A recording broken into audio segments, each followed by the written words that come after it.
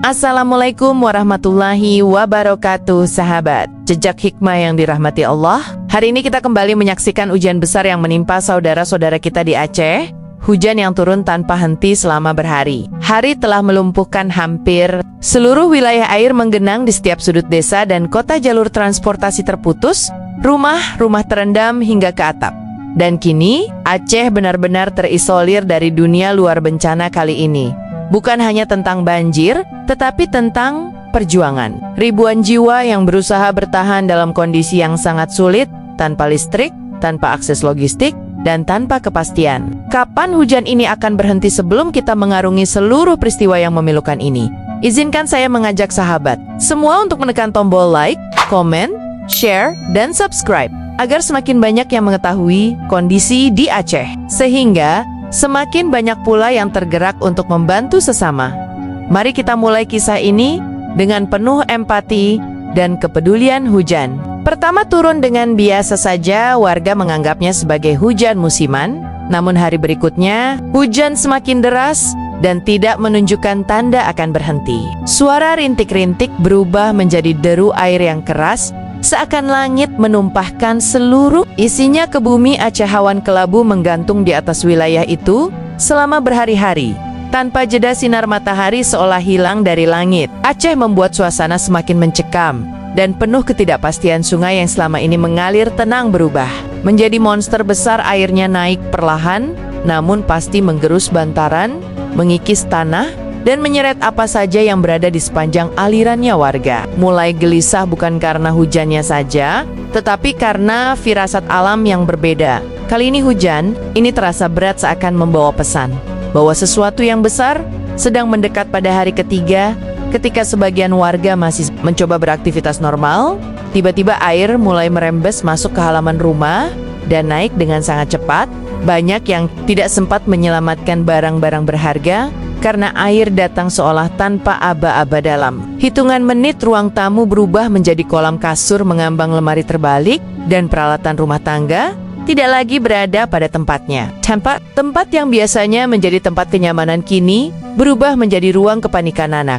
Anak mulai menangis karena ketakutan. Mereka memanggil orang tua yang juga kebingungan mencari tempat aman. Keluarga berusaha mengungsi ke tempat yang lebih tinggi, namun hujan yang tidak berhenti membuat semuanya terasa sia-sia. Beberapa warga bahkan harus memecahkan jendela rumah demi keluar dari ruangan yang sudah terendam air dari lantai hingga dada. Mereka tak lagi punya pilihan selain berjuang menyelamatkan nyawa. Ketika air semakin tinggi, jalur utama di Aceh mulai lumpuh. Akses antar kabupaten terputus karena banyak jembatan runtuh digerus. Arus yang sangat kuat jalan raya berubah menjadi sungai lebar dan kendaraan terjebak di berbagai titik. Tim evakuasi kesulitan masuk ke desa-desa terdalam karena jalan terhalang pohon tumbang, longsor, dan genangan air yang lebih dalam dari yang mereka perkirakan. Beberapa wilayah yang biasanya ramai kini sunyi, tanpa aktivitas. Tidak ada kendaraan, tidak ada pedagang, tidak ada suara apapun kecuali suara hujan yang jatuh tanpa henti. Aceh benar-benar terisolir, kabupaten terpisah dari kabupaten, desa dari desa. Bahkan dari rumah tidak ada yang bisa dilakukan selain menunggu bantuan yang entah kapan bisa masuk. Banjir kali ini bukan hanya tentang air yang menggenang, tetapi tentang arus deras yang menghancurkan apapun yang dilewatinya. Rumah-rumah yang dibangun bertahun-tahun lenyap. Dalam hitungan detik, tiang patah, dinding rubuh, dan atap hanyut terbawa arus. Keluarga hanya bisa menyaksikan dari kejauhan bagaimana rumah mereka hilang ditelan air.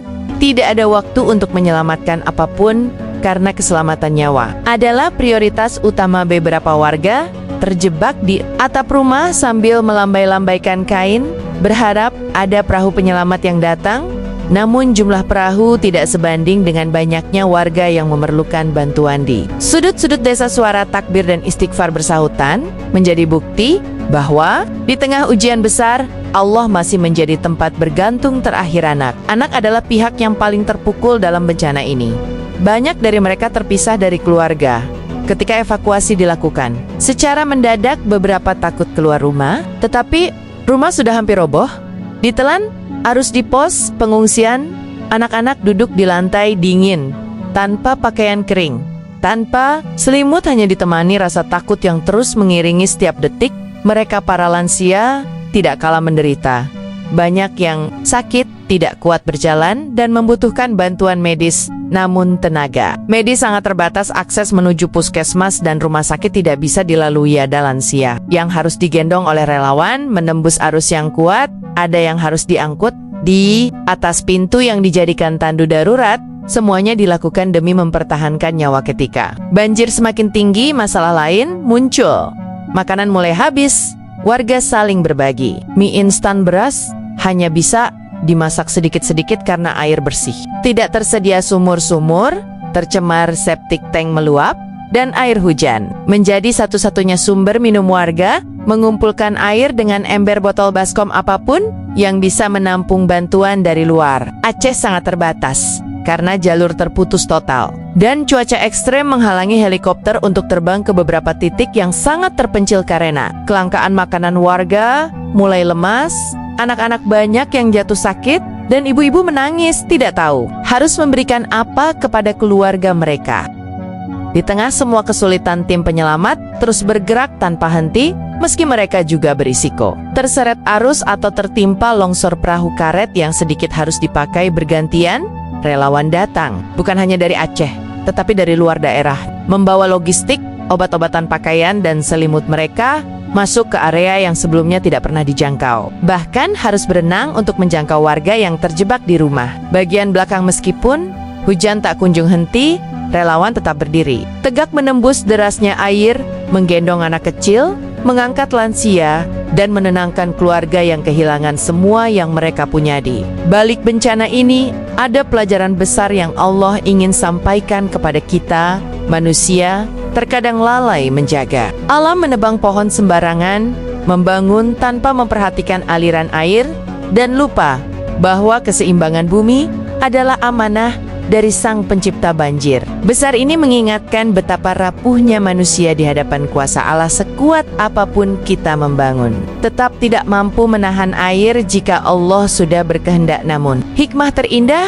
adalah rasa persatuan yang muncul di tengah musibah. Masyarakat saling membantu tanpa melihat siapa mereka, gotong royong kembali hidup setelah sekian lama tenggelam oleh kesibukan dunia. Musibah ini bisa menjadi jalan untuk kembali kepada Allah, kembali saling peduli, dan kembali menjaga bumi dengan lebih bijaksana. Di antara air yang meluap, ada suara-suara yang tak kalah menyayat hati. Seorang ibu yang kehilangan seluruh perabot rumahnya, seorang ayah yang kehilangan kendaraan satu-satunya untuk bekerja, dan seorang anak kecil yang terus menanyakan kapan bisa pulang, padahal rumah mereka sudah habis. Ada juga warga yang mengatakan bahwa ini adalah banjir terbesar sepanjang hidup mereka, sebuah peristiwa yang mereka tidak pernah bayangkan akan terjadi. Mereka tidak meminta banyak, hanya ingin air segera surut, ingin pekerjaan mereka kembali, ingin tempat tinggal layak untuk anak-anak mereka, dan ingin hidup seperti sedia kala. Namun di balik rasa kehilangan itu, mereka tetap berusaha kuat. Mereka tetap percaya bahwa Allah tidak mungkin memberi ujian melebihi batas kemampuan hambanya. Meski air merendam sebagian besar wilayah Aceh, warga tidak kehilangan harapan. Mereka percaya bahwa badai pasti berlalu, hujan pasti berhenti, dan Aceh pasti bangkit. Harapan itu mereka jaga dalam doa, dalam kesabaran, dan dalam saling membantu satu sama lain. Walau mereka tidak tahu kapan bantuan besar akan datang, Aceh adalah tanah para pejuang, tanah yang pernah bangkit dari kehancuran masa lalu. Dan mereka yakin bahwa kali ini pun mereka akan bangkit kembali. Yang mereka butuhkan kini adalah perhatian dan bantuan dari seluruh rakyat Indonesia, agar mereka tidak merasa berjuang sendirian menghadapi bencana yang begitu besar.